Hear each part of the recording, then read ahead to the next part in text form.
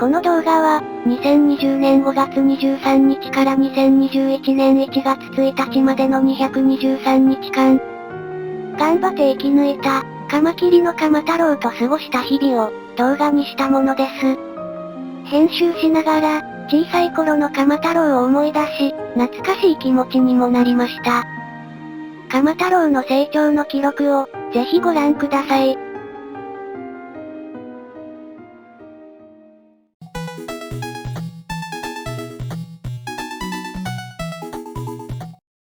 2020年5月23日、当時育てていたニホンアカガエルのオタマの餌を探していました。すると、家庭菜園のジャガイモの葉っぱの上にオオカマキリの赤ちゃんを見つけました。小さくて、可愛い赤ちゃんです。でも、よく見ると、足を怪我しています。家に連れ帰って、育ててみます。ちゃんと大きくなってくれるかなぁ。おお、こんなに小さいのに、仕草は一丁前にカマキリですね。本当に小さいね。指先より小さいです。1センチくらいしかないんじゃないでしょうか。顔退治したので、これを針金の先につけてあげてみます。どう？食べない？ほらほら。ありゃりゃ、逃げちゃった。自分の体と比べるとかも、大きいから、怖いのかな？ところで、この子をカマ太郎、と名付け、育てることにします。この時は後でメスと判明することも、知らず。この後、アブラムシなど、カマ太郎が食べられそうな小さい虫を、あげましたが、なかなか食べてくれませんでした。ちょっと心配でしたが、カマ太郎が家に来てから4日後、ついにアブラムシを捕らえて食べてくれました。こんなに小さいのに、大人のカマキリと同じように、ちゃんとカマで獲物を捕まえます。可愛いです。翌日、カマ太郎が脱皮しました。ここに抜け殻が落ちていますね。カマキリは、大きくなると、古い皮がきつくなるので、脱皮します。ちょっと抜け殻を見てみたいと、思います。これが抜け殻です。すごいです。綺麗に皮を脱いでいますね。早速一回り大きくなりました。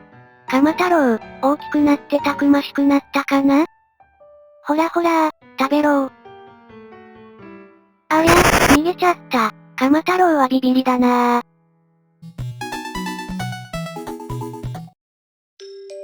カマ太郎は、まだまだ小さいので、餌になる虫も小さくなければなりません。コバエを捕獲しました。カマキリは、動いている虫しか見えないので、このように針金の先につけて、動かしてみます。なかなか気づかないね。ほらほら。よしよし、食べた。小さい餌を、食べてくれるまで一苦労です。それにしても可愛いです。小さいカマでしっかりとコバエを、捕まえてむしゃむしゃ食べています。ところで、体を、このようにゆらゆらと動かしているのはなぜでしょうか。他の虫に気づかれないようにするため、という説があります。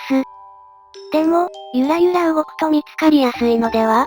と思いましたが、外では葉っぱなども風に吹かれて、動くのでこの方が自然なのかもしれませんね。それにしても、可愛いです。カマ太郎。ちゃんと全部食べてくれました。偉いねー。調子に乗って、こんな巨大な青虫を捕まえてきました。見てください、この青虫、カマ太郎よりでかい。しばらく見せてみましたが、さすがに無理でしたね。ちなみに、この青虫は、当時一緒に育てていた、ニホンアカガエルのオタマ、が美味しく食べてくれました。オタマ、懐かしいなぁ。カマ太郎は、まだまだ赤ちゃんなので、小さい餌しか食べれないね。この小さい顔、あげてみます。カマ太郎、どうかな？おー、いいね。ちゃんと捕まえて食べ始めました。ちゃんと鎌で持ってもぐもぐ食べています。なに？カマ太郎、どこを見てるの？こうやって、キョロキョロいろんなところを、見ながら食べる姿も可愛いですよね。それにしても美味しそうに食べますよね。鎌太郎を見てたら、蚊も美味しそうに見えてきます。どんどん食べて大きくなってね先ほどの映像から10日経ち、映像は6月11日です。ハエを捕まえました。鎌太郎に見せると、すぐに捕まえてくれました。こうやって見ると、10日間でかなり大きくなりましたね。すごいすごい、鎌太郎は食欲旺盛です。ところで、赤ちゃんの頃から怪我している足ですが、設置することができていませんね。このように体にハンデがあると、自然界で生き抜くのは難しかったかもしれませんね。おお、鎌太郎、指の上に乗ってきた。かわいいねそれにしても、指先より小さかった頃から考えるとかなり大きくなったね。鎌太郎の体はまだまだ小さいので、このダイソーで買ってきたケースもまだ余裕がありますね。翌日、また脱皮しました。どんどん大きくなりますね。でも、怪我した足は治っていませんねこれはモンシロチョウの幼虫です。鎌太郎も大きくなってきたので、食べられるでしょうか。ほらほら鎌太郎、どうかなお、気づきました。狙ってます。おー、すごい、捕まえました。たくましくなってきたね、鎌太郎。バクバク食べています。青虫に、ビビっていた頃が懐かしいです。あんなに大きかったのに、全部食べてくれました。すごいね、鎌太郎。だんだんと人にも慣れてきたね。手の上でもこのようにくつろいでくれるようになりました。鎌をペロペロ手入れしています。偉いねこの日から1週間ほど家を空けることになりました。鎌太郎、ごめんよ、1週間会えなくなるね。この入れ物に水を染み込ませたティッシュを、入れ、ラディッシュの葉っぱを刺しています。ラディッシュの葉っぱには、青虫を、たくさんつけています。他にも食べられそうな虫を、数筆ケースの中に入れておきました。鎌太郎、1週間出かけてくるね。元気でね。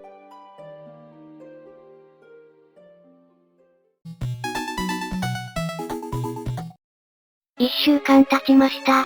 鎌太郎、ただいま、大丈夫 ?1 週間の間、全く世話ができませんでした。鎌太郎、元気ですかあ、いた。よかったよかった。自然界で、生きているカマキリはしばらく、餌が食べられないこともあるので、1週間くらいは餌を、食べなくても全然大丈夫と、聞いていましたが、1週間ぶりに蓋を開けるとき、さすがにちょっとドキドキしました。入れておいた草は枯れ、餌用に入れておいた青虫もいなくなっていましたが、鎌太郎は元気でよかった。すぐに小バエを捕まえてきて、鎌太郎にあげると、喜んで食べてくれました。鎌太郎、おいしいおいしいよね1週間も留守にしてごめんねところで、1週間前、怪我をして曲がっていた足は、完全に折れてしまいましたね。かわいそうです。向かって左側は、1本の足しか設置していませんが、うまくバランスを保っています。鎌太郎、1週間ぶりの小バエを、美味しそうに平らげてくれました。ごちそうさまだねカマキリは水を、たくさん飲む昆虫です。指に水を、つけてあげてみましょう。お、ペロペロ飲んでいます。かわいいね鎌太郎はかわいいね鎌太郎は小さい時から手に、乗せていたので、だんだんと人に慣れてきましたね。かわいいです。6月23日、また脱皮しました。脱皮するたびにぐっと、大きくなりますね。これで、3回目の脱皮ですので、鎌太郎は4例幼虫になりました。幼虫と思ったでしょうか。幼虫というと毛虫みたいな見た目を、想像する方もいるかもしれません。でもカマキリはさなぎにならない不完全変態の昆虫ですので、これが幼虫なんです。例えば蝶などは完全変態の昆虫なので、成虫になるまで姿が完全に変化し、同じ生き物とは思えません。一方、カマキリは不完全変態の昆虫です。卵から孵化した幼虫は、成虫とほとんど同じ形です。大きくなるたびに脱皮を繰り返して、大きくなっていきます。最後の脱皮が終わると成虫になります。幼虫は羽がありませんが、成虫は羽があるので見分けることが、簡単です。ということで、カマ太郎は羽がありませんので、まだ幼虫ということです。脱皮した後も、ちゃんと餌を捕らえてくれました。いいねー、カマ太郎。足は折れちゃったけど、元気だね。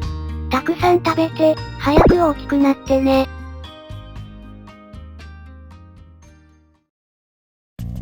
これはヨトウムシです。野菜の根元を噛み切ってしまう、家庭菜園をやっている人には最悪な害虫です。我が家の家庭菜園の野菜も、結構こいつにやられてしまいました。カマ太郎仇を取ってくれー。よし、捕らえた。すごいすごい、バクバク食べていきます。カマ太郎はだんだんとたくましくなりますね。鎌の手入れも様になっています。これは、巨大なウジ虫です。カマ太郎、どう？これも食べられたりする？うわぁ、でかい、めちゃめちゃ動いています。虫嫌いな方、ごめんなさい。何？カマ太郎こっち見てるの？こっちじゃなくて下の方を見なさいよ。おお、気づいた、下を見た。おお、そう思ったら、すかさず言ったー。カマ太郎は本当にたくましくなりました。鎌の力も、強くなり、ウジ虫はもう逃げられません。この後、ペロッとウジ虫を平らげてくれました。7月10日です。先ほどの映像から、1週間が経過しました。カマ太郎は、また一回り大きくなりましたね。これは、オンブバッタです。この時期は、庭にたくさんオンブバッタがいるので、捕まえてきました。ところで、以前公開した動画で、このバッタのことを間違って、商業バッタ、と言ってしまったのですが、動画公開後すぐに、10件以上の書き込みがあり、これはオンブバッタです。と指摘されました。皆さんお詳しいですね。というか、ちゃんと調べなかった私が、悪かったです。間違ってすみませんでした。また、ご指摘くださった方ありがとうございました。今ははっきりと言えます。これは、オンブバッタです。さて、私の鞭をさらけ出している間に、気づけばカマ太郎がロックオンしています。さあ、食べてー。よし、いったー。早送りでカマ太郎が食べていく、様子を見ていきましょう。ていうか、片方の鎌で爪楊枝を掴んでいるね。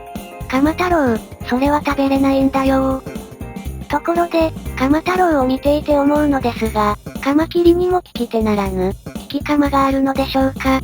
獲物を捕まえるときは両手ですが、小さな獲物のときは、いつもこちらの左鎌で獲物を、持っているような気がします。ほんと？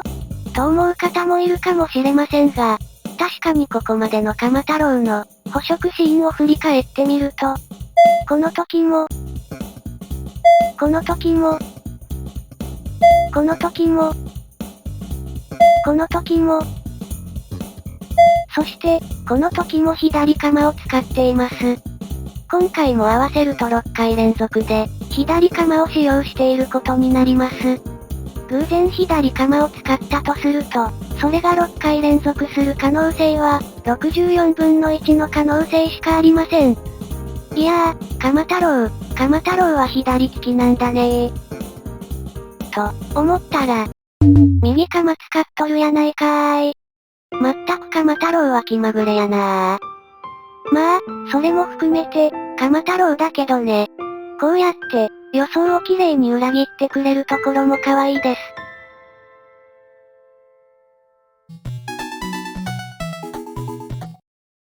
あ、葉っぱの上にいるのは、ジャノメチョウの仲間ですね。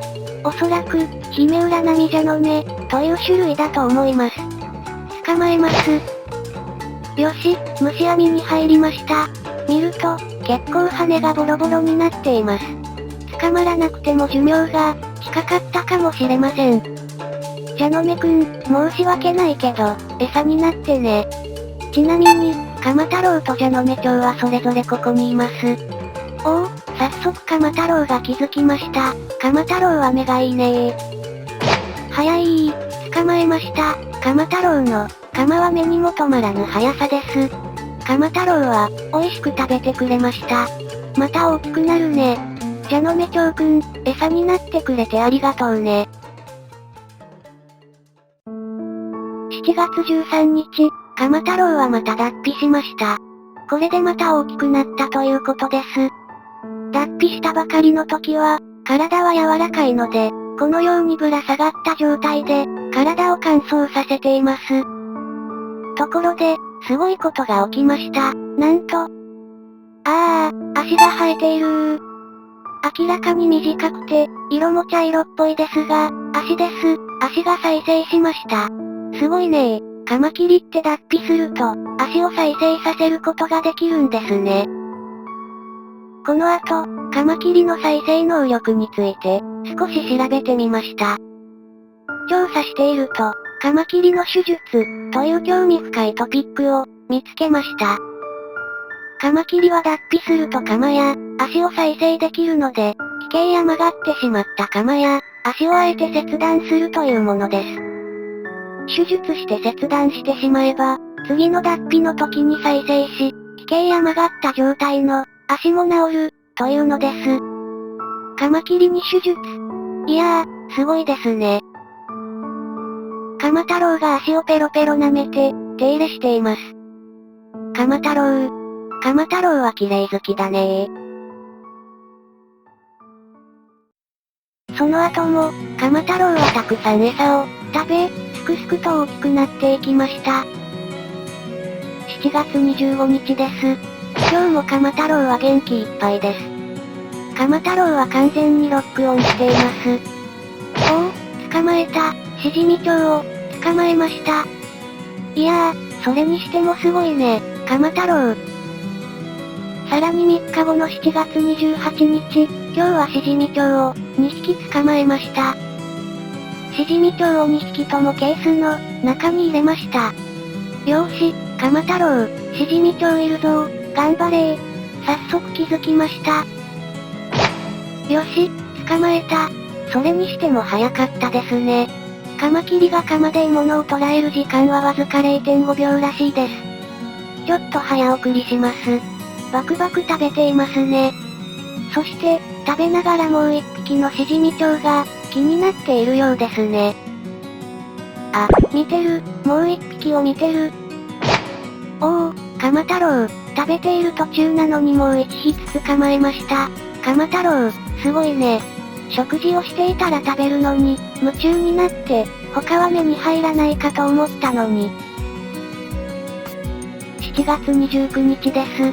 鎌太郎は完全に手乗りカマキリになりましたね。かわいいです。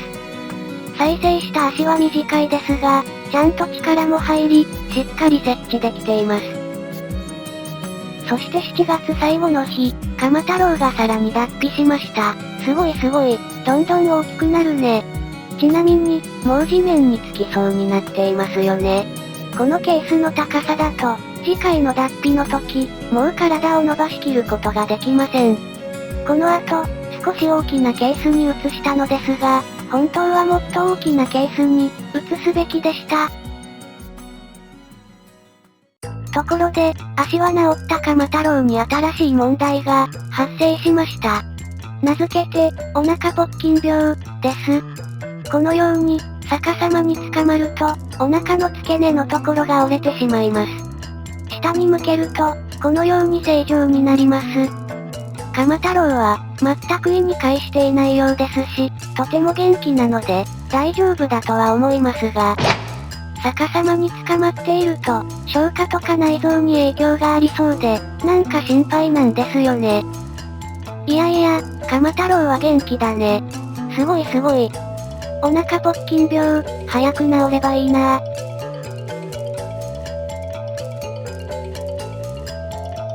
8月に入って最初の餌はこれです。マダラスズ、というコオロギ科の昆虫です。鎌太郎に見せてみましょう。ちなみに、ケースを倒しているのは、逆さまにするとお腹ぽっきん病が発生してしまうからです。横に捕まっていたら、お腹はぽっきんしないんですよね。ああ、お腹またぽっきんしちゃった。でも、鎌太郎はすぐにマダラスズを捕らえました。鎌太郎、お腹ぽっきんしているけど、大丈夫なのかな？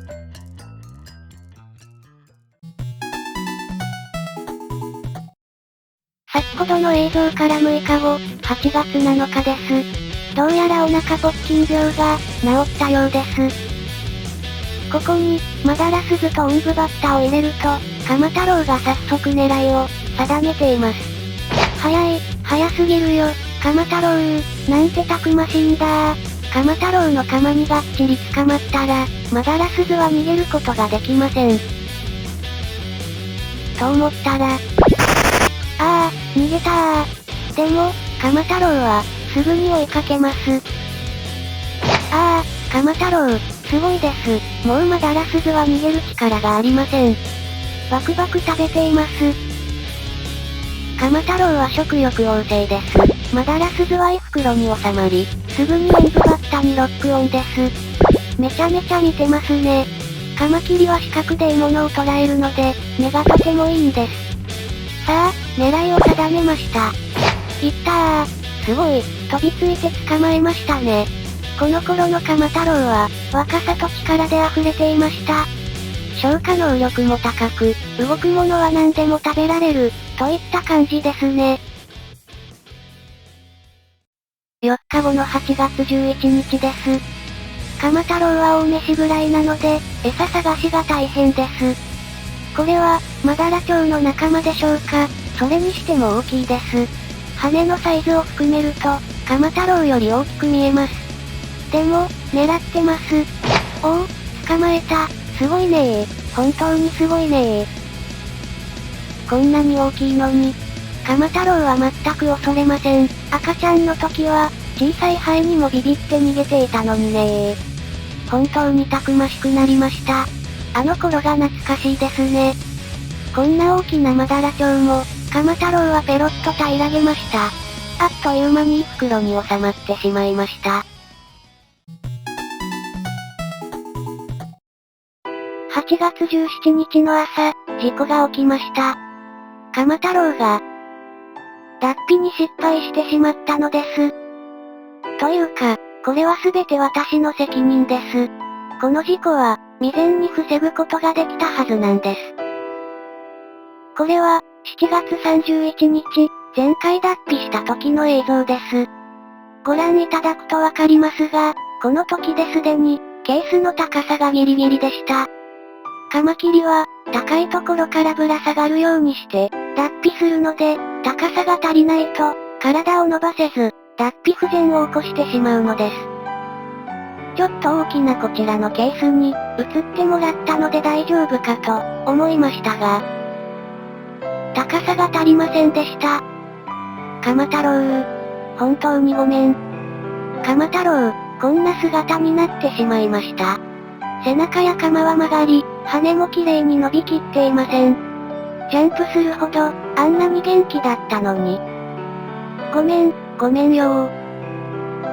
鎌太郎。そんな目で見ないで。鎌太郎。ご覧いただくとわかるように、鎌太郎は羽が生えています。つまり、成虫になったということです。今回の脱皮が最後で、もう成長して脱皮することはありません。もし、まだ幼虫で、今後も脱皮できれば、治ったかもしれませんが、鎌太郎は治ることはありません。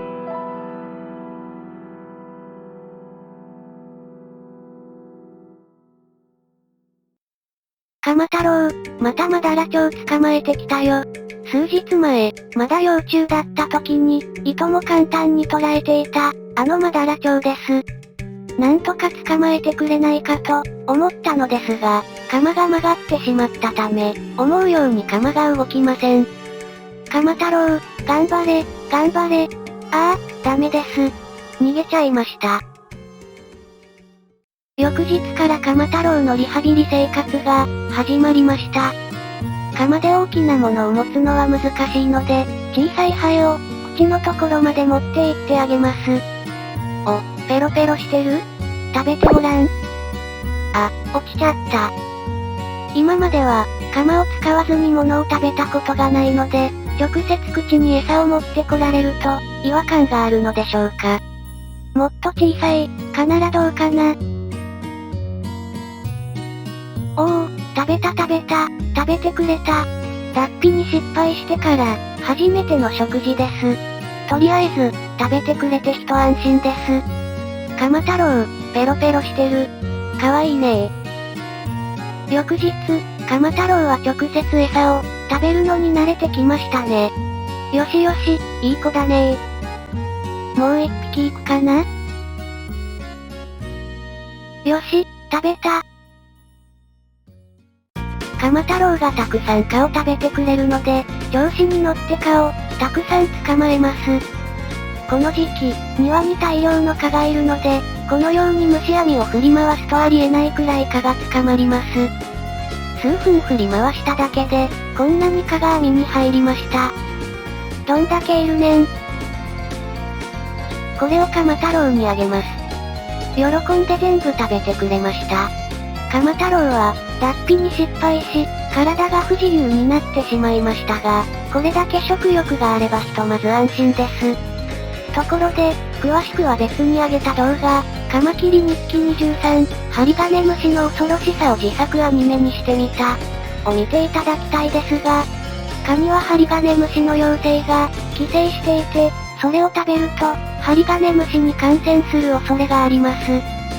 ですので、カマキリニカなど、ハリガネムシに寄生されている可能性のある昆虫はあげない方が良いと思います。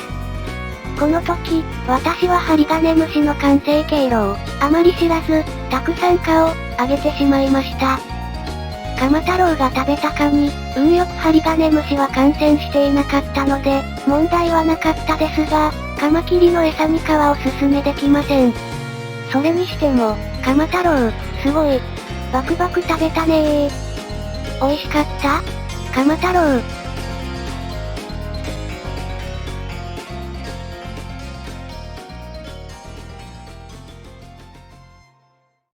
8月24日です。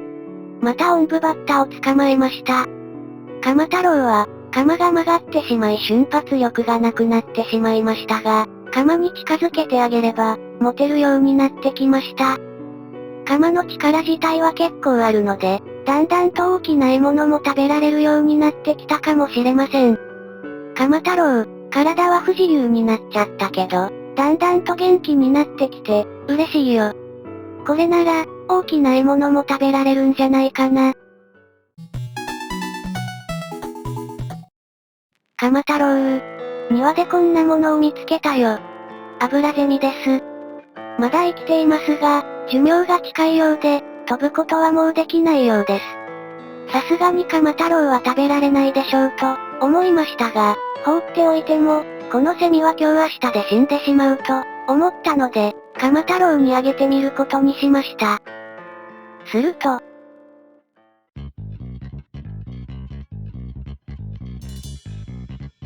鎌太郎、セミにパンチを受けていますが、捕まっています。おお、すごい、自分の鎌の力だけで、セミに捕まっています。そして、セミをかじり始めています。すごい、鎌太郎、食べられるの？少し、早送りで見ていきましょう。脱皮に失敗したばかりの時は、鎌もうまく動かせず、心配でしたが、がっちりとセミを捕まえ、バクバク食べています。というか、セミは鎌太郎より大きく、見えます。どこまで食べられるのでしょうか。そんなことを考えながら、鎌太郎を見ていたら、止まる気配がありません。そして、信じられませんが、なんと、完食したのです。鎌太郎、すごすぎる。鎌太郎のお腹のどこに入ったの？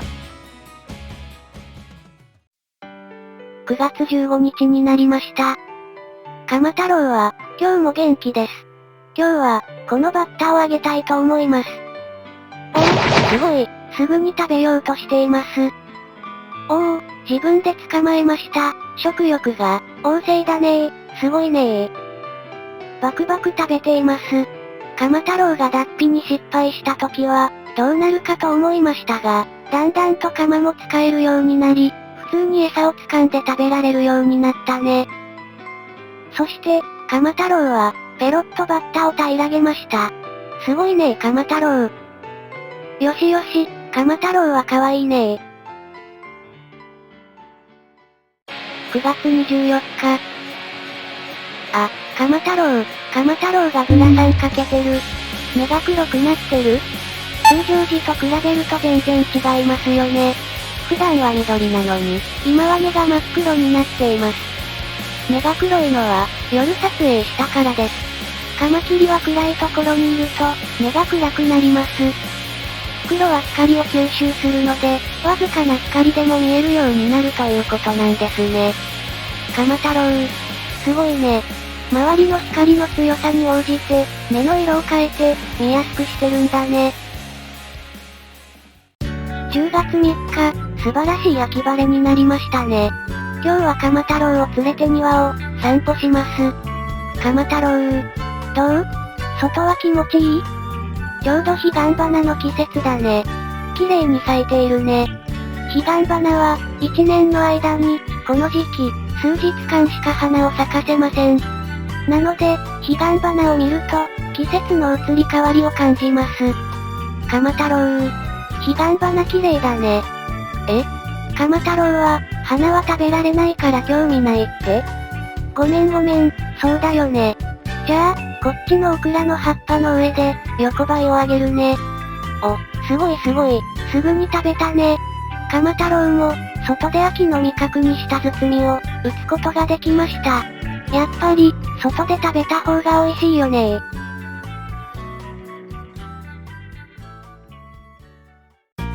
ところで、しばらく前から、鎌太郎の婿になるオスカマキリを、探しています。あれ？婿？鎌太郎って、メスなの？と思った方もいるかもしれません。そうなのです。鎌太郎という名前は、オスメスがわからない赤ちゃんの、時に名付けたのですが、メスだったのです。成虫になってから、メスとわかりましたが、名前は変えず、鎌太郎と呼んでいます。鎌太郎にも卵を産んでほしいと、思い、ペアリング相手のオスカマキリを、探しているのですが、庭で見かけるカマキリはメスばかりなんですよね。これもメス。あ、ここにもカマキリがいる。でも、これもメスです。カマキリ自体は結構見かけるのですが、全部メスなんですよね。オスカマキリ、見つけることはできないのかな？そう思っていたら、なんと、家の中でオスカマキリを見つけたのです。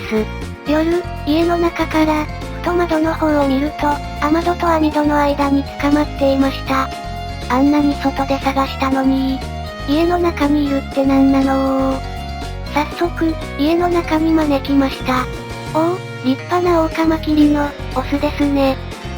当たり前ですが、鎌太郎と違って、人に慣れていないので、焦っています。まずは、うちの環境に慣れてもらい、鎌太郎とペアリングしてほしいです。ほら、オスカマくん、こっちにおいでー。おお、飛んだ。この日から、鎌太郎とオスカマくんを近づけ、ペアリングするのを待ちました。お、鎌太郎も気にしているね。この時期、メスカマキリは卵の栄養を、つけるために、目につくものは何でも食べてしまいます。オスカマキリがペアリング前後に、食べられてしまうこともよくあります。なので、オスカマキリはとても慎重に、メスに近づきます。今までと環境が変わって、新しい環境に慣れてないこともあるかもしれませんが、オスカマくんはとてもビビりでしたね。あ、オスカマくんが鎌太郎に近づいています。なんだろう、この緊迫した空気。オスカマくんは、昆虫とは思えないような表情をしています。鎌太郎は、完全にオスカマくんのことを、直視していますが、オスカマくんは全く目を合わせようとしません。ペアリングしなければ、という使命感と、食べられるかもしれないという恐怖感の狭間で、葛藤しています。あ、逃げちゃった。恐怖感が勝ってしまったようです。あまりに怖かったのか、オスカマくんはこんなところまで、逃げてしまいました。オスカマくんはビビりだなぁ。その後、何度もお見合いしましたが、ペアリングしそうでしない日が、続きました。あ、また飛んで逃げちゃった。手乗りカマキリの最上級、手の上でお腹を見せて寝っ転がりながら餌を、食べるカマキリです。小さい時から、手に乗せてきたので、人を怖がらなくなりましたが、ここまで慣れてくれました。鎌太郎。鎌太郎は知らないかもしれないけど、お腹を見せるなんて、野生のカマキリは絶対やっちゃダメなやつだよ。家の外には怖い敵がたくさんいるんだからね。しかし、鎌太郎は、天敵知らずなので、人の手の上で安心しきって、ご飯を食べています。ところで、鎌太郎のお腹を見てください。ポンポンですよね。きっとたくさん卵ができてきているのだと、思います。でも、オスカマくんとのペアリングはまだ成功していません。10月14日です。オスカマくんが家に来てから、ちょうど10日目です。10日間、毎日オスカマくんを鎌太郎に、近づけていますが、毎回ビビって逃げてしまっています。段ボールで作った、このケースに移動してもらい、ペアリングを試みます。どうかなぁ。毎日挑戦しているけど、毎回逃げちゃうんだよね。今日もダメかなぁ。そう思っていたら、ついに、オスカマくんが、鎌太郎にアタックを、かけたのです。そして、念願のペアリングも完了しました。ありがとう、オスカマくん。そして、気になるのがこの後です。先ほど話したように、ペアリングの前後は、オスカマキリにとって命の危険が最も高い時です。オスカマくんは、どのように鎌太郎から離れるのでしょうか。様子を見ていると、おー、おー、おー、オスカマくんは、体全体をバネのように、使い、一気に鎌太郎から離れました。このようにすることで、食べられるリスクを減らしているんですね。いやー、オスカマくん、ありがとう。これで、鎌太郎の産卵に期待が、持てるようになりました。オスカマくん、シジミチョウを捕まえてきたから、どうぞお召し上がりください。美味しそうに食べてくれています。よかったです。体力も使ったと、思うので、栄養をつけてほしいです。ところで、この先もオスカマくんを飼おうかどうか、迷いましたが、庭にはたくさんのメスカマキリがいました。オスカマキリは、食べられてしまうまでペアリングを、するので、家に閉じ込めておくより、自然に返してあげる方が、幸せかな。ということで、オスカマくんを庭に放すことにしました。じゃあ、オスカマくんとバイバイします。うちに来てくれてありがとうね。わずか10日間だったけど、ちょっとお別れが寂しいです。アジサイの葉っぱの上に乗せます。ほら行きなさい。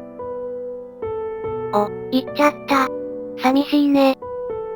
このアジサイの上でもよくメスカマキリを見かけたから、出会えるといいね。オスカマくん、メスカマキリに食べられないように、うまくやるんだよ。もう10月も半ば。冬は間もなくです。オスカマくん、頑張ってね。バイバイ。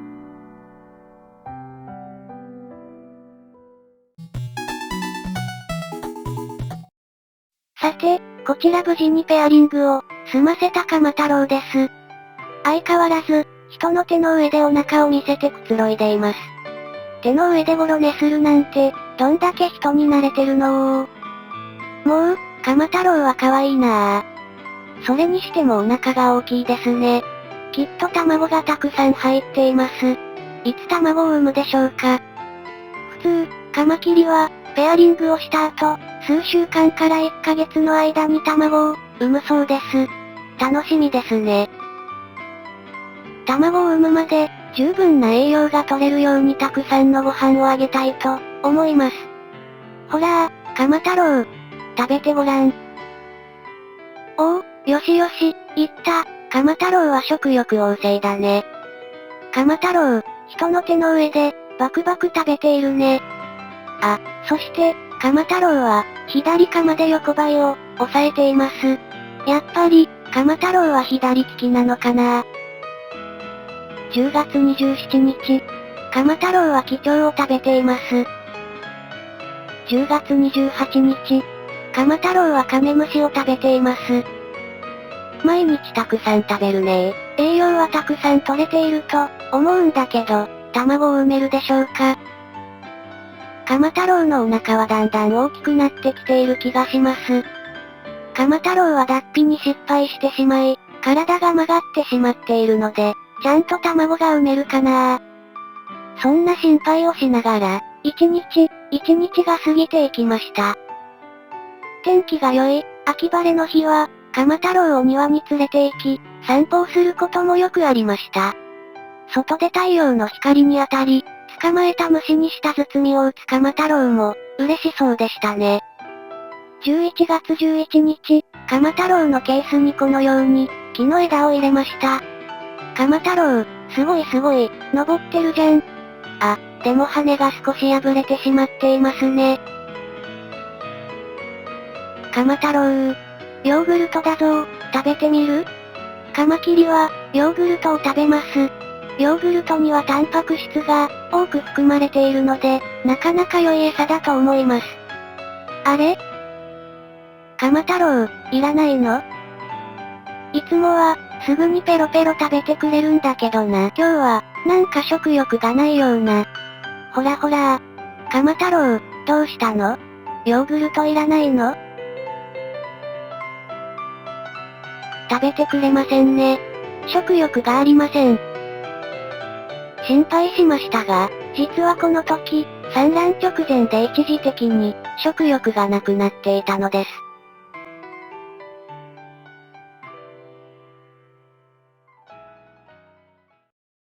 11月13日、午後1時、ついにカマ太郎が卵を産み始めました。朝から、カマ太郎の様子がいつもとはちょっと、違い、そわそわしていると思っていました。すると、カマ太郎、卵を産み始めてるー。ついに、カマ太郎が、卵を産んでくれました。赤ちゃんの、時から育てているので感動です。やはり、うまく枝につかまれなかったのか、変な角度で卵を産んでしまいましたが、それでも嬉しいです。すごいすごい、カマ太郎、どんどん産んでいます。頑張っているね、カマ太郎。ところで、通常、カマキリの産卵は約4時間で、終了するそうです。でも、カマ太郎の産卵は、予想以上に時間がかかってしまいました。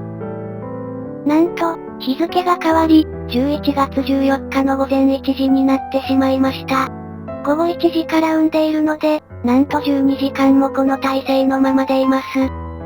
カマ太郎、大丈夫なの？ちょっと水をあげてみます。こんなに長い間頑張ったら、喉も渇いたんじゃない？あ、ペロペロしてる、飲んでる、そうだよね。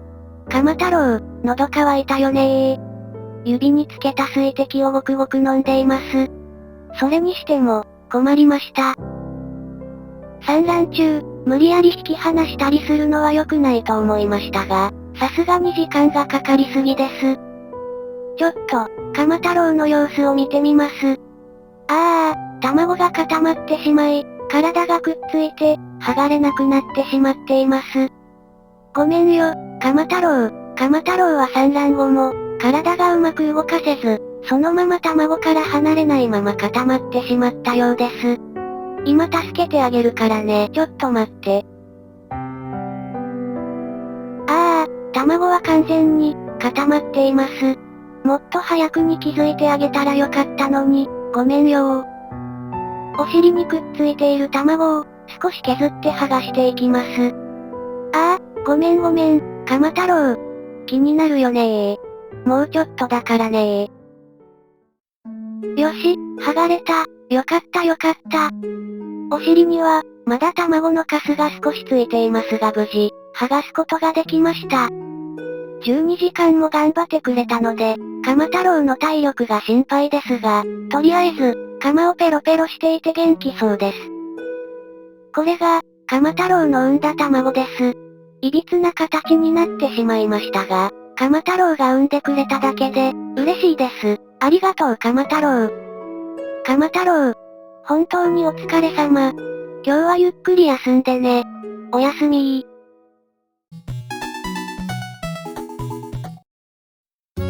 鎌太郎の卵は、枝に産みつけられました。枝の長さを適度に切り取って、とりあえず、保管しておこうと思います。とりあえず、この入れ物に入れておき、孵化する前は大きなケースに、引っ越しさせたいと思います。暖かいところに置いておくと、春だと勘違いして早く孵化してしまうことがあるので、玄関に置いてきます。11月18日。今日も天気がいいです。よーし、鎌太郎、庭を散歩するよ。あ、庭のラベンダーにもカマキリの卵が産みつけられている。ここからも、生まれるかな来春が楽しみですね。鎌太郎、お友達の卵だよ。秋ですね。庭の柿の木にも実がたくさん実っています。鎌太郎、今捕まっている木、何の木かわかる？これは、タラの木だよ。春になると、タラの芽が出てきて、天ぷらにするとすごく美味しいんだよ。え？鎌太郎は、天ぷら食べないから興味ないって？ごめん。じゃあ、鎌太郎が食べられる虫を、探そうね。お、このキュウリの枝に、横ばいたくさんついているね。よーし、鎌太郎、横ばい食べてー。おー、食べた。美味しい？いいねー。鎌太郎は横ばいが好きだよねー。11月21日になりました。秋も深まり、外で活動する虫の数が、減ってきました。今後、鎌太郎の餌探しが大変になるかなと思い始めていたんですが、なかなか良い餌場を発見しました。それは、ここだぞー、鎌太郎。え？鎌太郎は土なんか食べないって？まあ、そう焦らずに、ちょっと見ててよ。こうやって土を掘ると、ほらね、たくさん虫が出てきたでしょ。これは、コガネムシの幼虫だよ。カブトムシもコガネムシ科の昆虫だから、よく似ているよね。さあ、鎌太郎、食べてみる？おー、いいねー。食べるねー。コガネムシの幼虫は、普段土の中にいるので、野生のカマキリが出会うことはまずないと、思いますが、美味しそうに食べてますね。コガネムシの幼虫は、冬の間もずっと土の中にいますので、これから先も鎌太郎の餌探しに、困ることはなさそうです。全部食べたねー。残さず食べて偉いねー、鎌太郎。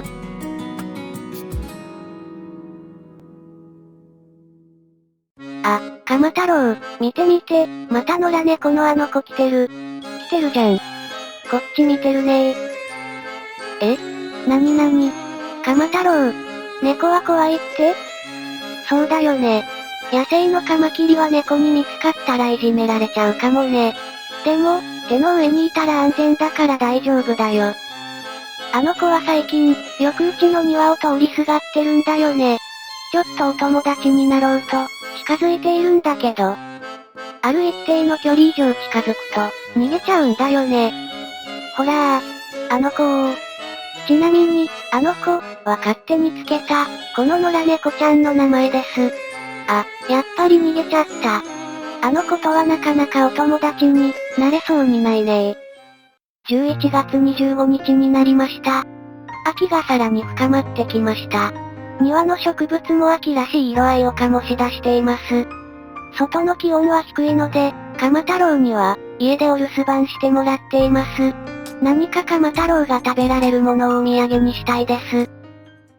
今日は寒かったですが、カメムシがいました。ほらー、鎌太郎、見てごらん。すごいすごい、鎌太郎、一発で捕らえました。バクバク食べています。ちなみに、カメムシは、危険を感じると臭い匂いを出します。このカメムシもすごい匂いがしていて、こっちまで匂いがきます。でも、カマキリには匂いは効かないようですね。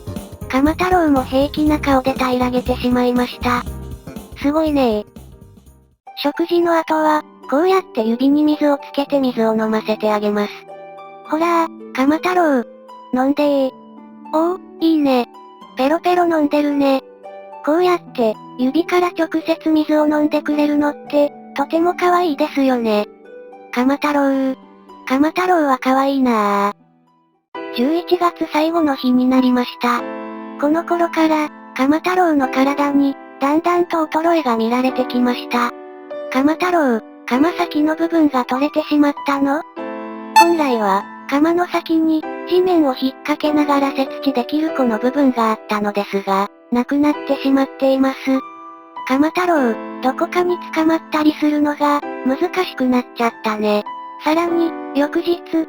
ああ、鎌太郎、左鎌の先の方が半分折れて、短くなってる。なんてことを。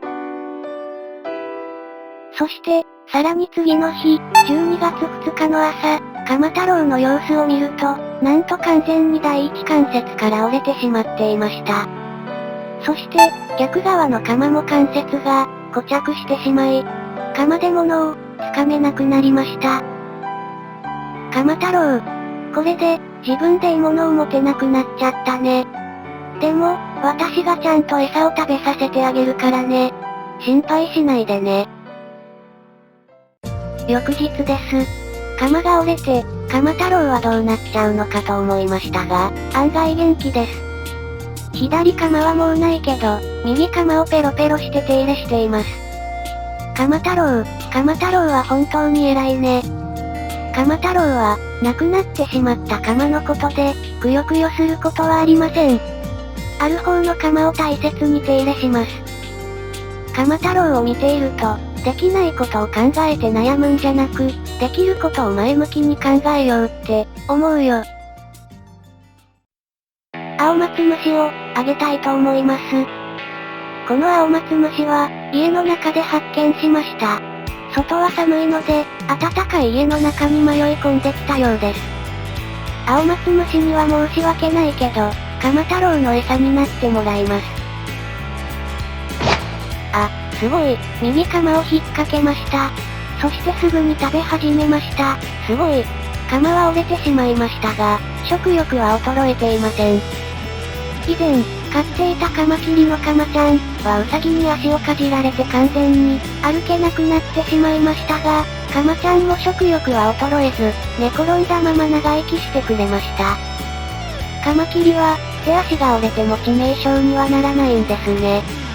鎌太郎も鎌が折れ、動きは不全になってしまいましたが、食欲があるうちは大丈夫だと思います。すごいすごい、全部食べたねー。12月9日です。鎌太郎にコガネムシの幼虫をあげます。ほらー、食べてー。よし、すぐに食べ始めました。鎌は使えていませんが、口だけで器用にコガネムシの幼虫をくわえて食べていっています。あ、鎌太郎、窓の外見てみて。あの影は。いたー、やっぱり、あの子じゃん。何やってんの？なんでこっち見てんのー。近づくとすぐに逃げるくせにねー。あ、どっか行っちゃった。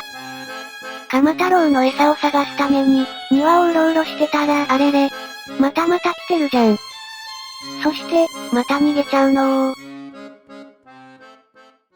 さて、気を取り直して、鎌太郎のご飯を探します。鎌太郎アブとハエを捕まえてきたよ。結構外は寒くなってきたけど、まだいるもんだね。まずは、アブをあげます。よしよし、早速かじりついています。鎌で持つことはできませんが、頑張って抑えようとしていますね。そして、ハエもあげちゃいます。ほら鎌太郎。もう一匹いけるかな？食べてー。おお、よし、食べ始めました。よかったー。鎌太郎が鎌を失ったのは、老化現象の一つです。今後、動けなくなってくるかもしれません。でも、手足がなくなっても、このように食欲があるうちは大丈夫です。以前飼っていた、手足を失ったカマちゃんも、手足がない状態で食欲を失わず、かなりの期間生きてくれました。食欲の有無が、生命力の指標ということですね。カマ太郎は、鎌が折れて動き回るのは難しくなってきたけど、食欲があるから消化系はまだまだ健康だね。よかったー。鎌太郎、たくさん食べて偉かったねー。カマキリは、水を結構たくさん飲む昆虫なので、水もあげましょう。食後のティータイムだねー。おお、いいね。飲むねー。飲むねー。いい飲みっぷりだねー。ぐびぐび水を飲んでいます。こうやってちゃんと食べて、飲んでくれると消化系がちゃんと働いていることがわかるので、安心しますね。よーし、鎌太郎、もういいかな。ごちそうさまだねー。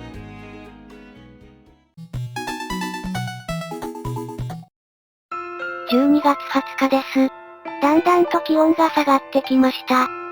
今日は、昼でも10度を超えることはなく、夜にはマイナスの気温になりそうですね。今日もあの子が通りすがっているけど、丸くなって寒そうだね。おーい、あの子こういう寒い日はどこで寝ているの？今日は寒いから、家に招いて布団をかけてあげたい気分です。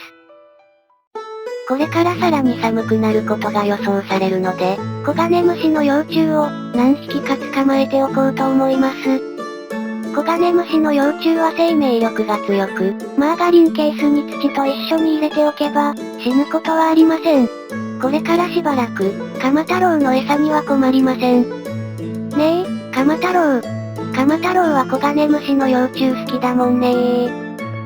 たくさん捕まえてきたからこれから食べ物には困らないよ。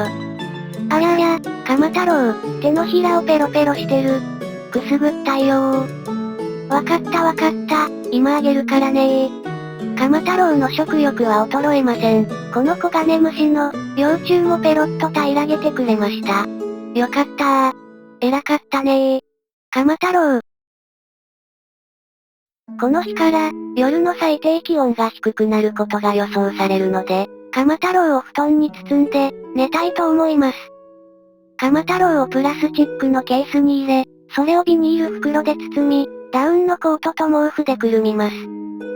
ビニールで包んで酸素は大丈夫なの？と思うかもしれませんが、必要な酸素量は多くないので、一晩くらいなら全く問題ありません。そして、これを、完全に冷え切ることがないように、自分の布団の脇に入れて、寝ます。じゃあね。鎌太郎、おやすみー。鎌太郎、朝だぞー。今日もいい一日のスタートかなー？よしよし、元気そうだね。今日も寒かったけど、ハエがいたよー。食べてみて。食べるまで、ちょっと時間がかかってしまいました。鎌太郎の虫に対する反応も、少しずつ悪くなってきたような気がします。目も悪くなってきたのかな。今まではすぐに気づいたのに、気づくまで時間がかかります。これも老化が原因でしょうか。でも、一度食べ始めたら、最後まで食べてくれます。食欲はあるので、一安心です。鎌太郎、頑張って。よし、食べたね、偉い。でも、この後、鎌太郎は元気をなくし、この食事を最後に3日間何も食べてくれませんでした。餌を口に近づけても、食べようとしてくれません。12月23日。この日も挑戦しましたが、カジカジしてくれません。鎌太郎。12月24日です。元気な時は顔を上げて鎌を、ペロペロしているんだけど、顔をうなだれて、元気がありません。元気を、亡くして3日経ってしまいました。鎌太郎、元気ないね。大丈夫かな？12月25日の朝です。鎌太郎の体調は戻っていないように、見えます。鎌太郎、丸3日以上何も食べてくれていません。心配だなぁ。折れた鎌だけじゃなく、足も悪くなってきて、動かすのが難しくなってきました。鎌太郎、せめて何か食べてくれないかな。そこで考えたのが、これです。卵を半熟に茹でました。卵はタンパク質が高く、栄養豊富です。さらに水分も多く、半熟の柔らかい卵なら鎌太郎も、食べやすいのではないでしょうか。お願い、少しでいいから、食べて。鎌太郎。最近の元気のなさを見ていると、この柔らかい半熟卵も、食べられないと、厳しいかもしれません。鎌太郎。少しでいいから、ペロペロして。お願い。あ、鎌太郎？食べた？食べた、食べた、食べてるね、やったー。なんと、3日以上何も口にしなかったので、もうダメかと思いましたが、食べてくれたのです。すごいすごい、鎌太郎、食べれるの？元気になってきたの？半熟卵は水分が多く、柔らかくて食べやすいのが良かったのかもしれません。卵はタンパク質が多く、栄養成分は普段鎌太郎が、餌にしている虫と似ています。お、柔らかい白身の部分を食べています。もぐもぐ食べています。鎌太郎も卵の白身好き？白身も結構美味しいよねー。鎌太郎も通だねー。すごい、3日ぶりに食べてくれて、嬉しいねー。そして、その後、普通にハエを食べられるようになりました。すごいすごい、元気になったの？すごいじゃん。3日間の心配が嘘のようです。3日ぶりの食事を、噛み締めて食べています。美味しい？鎌太郎。そして、何より嬉しかったのがこちらです。あ、鎌太郎、糞してるじゃん。コロコロの健康的な糞を、しているということは、消化系がちゃんと働いているということです。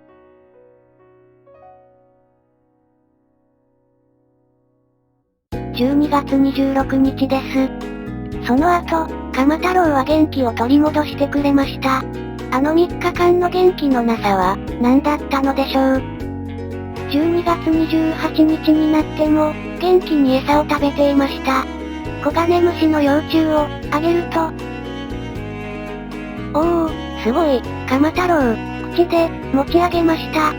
そして、鎌で頑張って抑えようとしています。すごい、すごいよ、鎌太郎。半熟卵をあげたのが、良かったのでしょうか。鎌太郎の生きようとするその前向きな思いが、鎌太郎の体の免疫系などに、働き、体を回復させたのかもしれません。鎌太郎の後ろ足は、付け根のあたりが黒く変色し始め、歩くのがさらに難しくなりました。そして、目にも黒い斑点ができてしまいました。これができてから、さらに目が悪くなってしまったようで、獲物を見せてもなかなか気づくことができません。でも、救いなのが、食欲が衰えないことですね。自分で見ていいものに気づけなくても、口に餌を近づけたら食べてくれます。鶏のささみ肉も揚げてみました。脂身の少ない、ささみのところを茹でたものです。すると、信じられないくらいバクバク食べてくれました。すごいすごい、こんなに食べられるなんて。12月30日になりました。今年も残すところあと2日です。また、鎌太郎の体調が悪くなってきてしまいました。足も状態も悪くなり、力を、あまり入れられないようです。鎌太郎、あと2日で2021年だよ。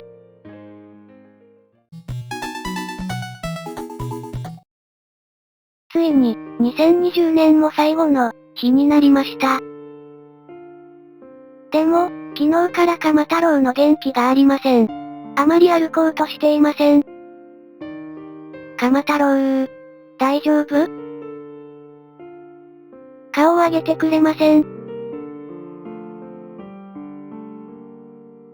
糞も全然していません。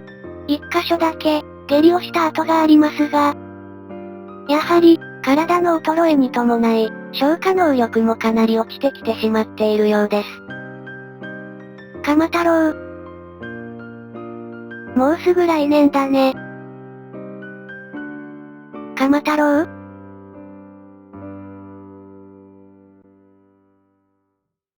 ？2020年12月31日、午後6時8分です。鎌太郎、あと6時間で今年もおしまいだよ。鎌太郎。水飲む？飲むでしょ。少しペロペロしてる。あれ？いらない？ちょっと、飲んで。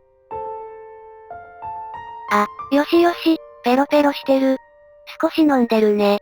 よかった、かわいいね。お、結構飲んでる。いいね、いいね。ああ、鎌太郎、手のひらについている水をペロペロしてる。何？鎌太郎？ペロペロしてくれてるの？もっとペロペロしてよー、鎌太郎。お願いだから。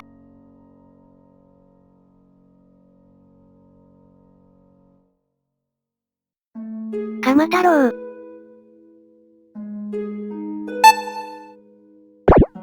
あ、下痢をしちゃった。お腹の状態は、良くなっていないね。ほとんど水分のようです。拭いてあげます。やっぱり、固形物はありません。ちゃんと消化できていないね。厳しいね。いや、私が諦めたらダメだよね。鎌太郎が頑張っているのに。午後9時55分です。鎌太郎。鎌太郎。顔を上げてよー。カマキリを含め、昆虫の多くは、腹部にある気門、というところで呼吸を、しています。鎌太郎が、お腹をこのように動かしているのは、呼吸をするためです。一生懸命、頑張って呼吸を、しているんです。鎌太郎。鎌太郎は、生きてるよ。生きてるんだね。鎌太郎は頑張って生きてきたよね。本当に頑張ったよね。鎌太郎、また前みたいに、奇跡的に回復しないかな。時刻は、2020年、12月31日、午後10時20分を回りました。少し前から、鎌太郎の足は、だんだんと悪くなってきました。できるだけ健康を、保ってもらえるように、無理のないように散歩を、させたりしてきましたが、やはり、老化という敵は、強いです。本当に、強いです。なんとか頑張ってほしいです。でも、鎌太郎とのお別れは、もう近いかもしれません。鎌太郎。鎌太郎は、頑張ったね。頑張って生きてきたね。鎌太郎と過ごしてきた半年間が、思い出されます。鎌太郎とは、5月23日に出会いました。庭に植えていた、じゃがいもの葉っぱの上にいたんだよね。その時から足を怪我していて、完全に折れてしまって、心配したんだけど、脱皮をすると、なんと足が再生して驚きました。順調に大きくなったけど、最後の脱皮に失敗し、体が曲がり、不自由になってしまいました。でも、鎌太郎は、生きることを諦めませんでした。こんな体でも、ペアリングし、頑張って卵を産んでくれました。そして、今日まで生きてきたんです。鎌太郎は、生きることを諦めませんでした。間もなく、2020年が終わります。そして、2021年が始まります。鎌太郎、来年まで、あと、40秒だよ。本当によく頑張ったね。こっちにおいで。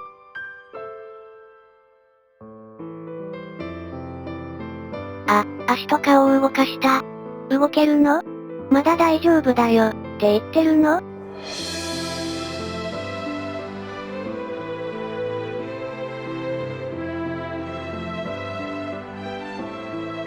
今年もあと10秒か。そして、ついに、2021年を迎えました。鎌太郎、頑張ったね。本当に頑張ったね。これで、鎌太郎は、晴れて、2020年と2021年を、生きたカマキリになったね。西暦2020年、そして2021年。確かに、鎌太郎は、生きていました。体には、もうほとんど力が入れられないみたいです。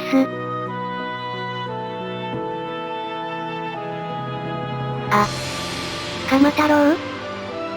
なんか、吐いてしまったようです。戻してしまいました。今まで、こんなことはありませんでした。吐いてしまうのは、初めてのことです。鎌太郎？気持ち悪くなったの？吐いちゃったの？鎌太郎が最後に物を、口にしたのは、昨日の午後6時頃です。その時に水を飲んでから約6時間経っています。飲んですぐではなく、6時間も経って吐いてしまったということは、口のあたりに入ったものを、吐き出したわけではありません。一度消化器官の中に入ったものが、戻ってきてしまったということです。鎌太郎、鎌太郎、鎌太郎。顔を上げてよ、お願いだから。吐いてしまってから、急に動けなくなってきました。先ほどから、1時間40分経ちました。鎌太郎？鎌太郎、水に蜂蜜を溶かしてきたよ。なんとか少し飲んで。蜂蜜の栄養と糖分が、奇跡を起こしてくれないでしょうか。ちょっと、飲んでる？飲んでるの？鎌太郎、顔を動かして飲んでるじゃん、飲んでるじゃん。鎌太郎、さっき吐いちゃったから、蜂蜜を飲ませていいのかわからないんだ。だけど、ずっと見ているのが辛くて。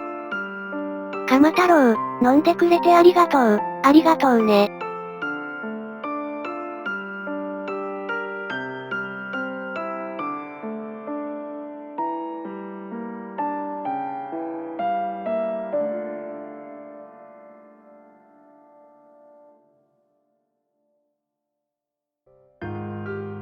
午前2時を回りました。鎌太郎、寝てしまったら、もう鎌太郎は生きていない気がして、寝るのが怖いね。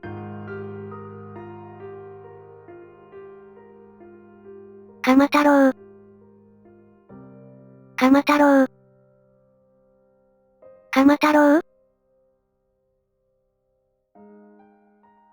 朝まで生きていてよ。約束だよ。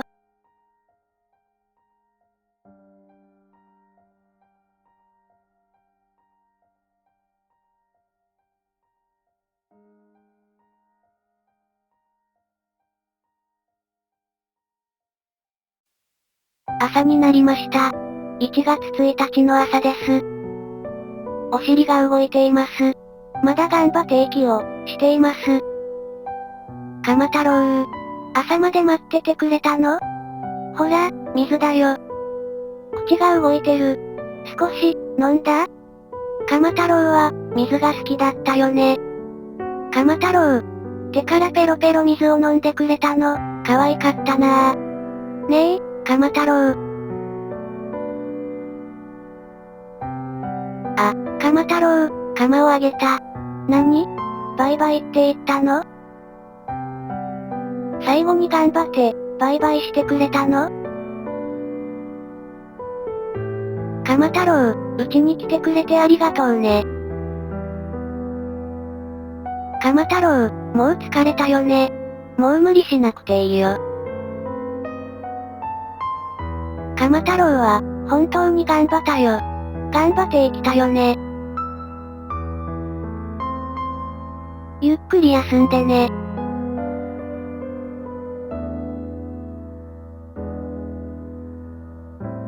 あ、口が動いた。ありがとう。私には、鎌太郎がそう言ったように、思えました。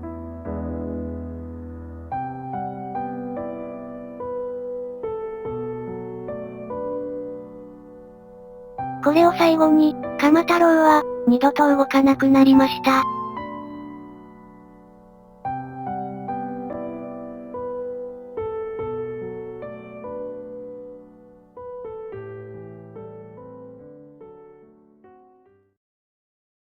2021年1月1日の昼頃、鎌太郎はゆっくりと眠りにつきました。鎌太郎は、2020年、そして、2021年も、確かに生きていました。鎌太郎と暮らした日々は、私にとって、忘れられない思い出になりそうです。鎌太郎が家にいたのは、わずか223日でした。でも、鎌太郎からたくさんのことを教えてもらいました。鎌太郎は、1月1日の夕方、庭の隅にあるラベンダーの、横に埋めました。鎌太郎の体は消えてなくなってしまいますが、他の生き物の栄養になり、ずっと引き継がれていくでしょう。鎌太郎、ありがとう。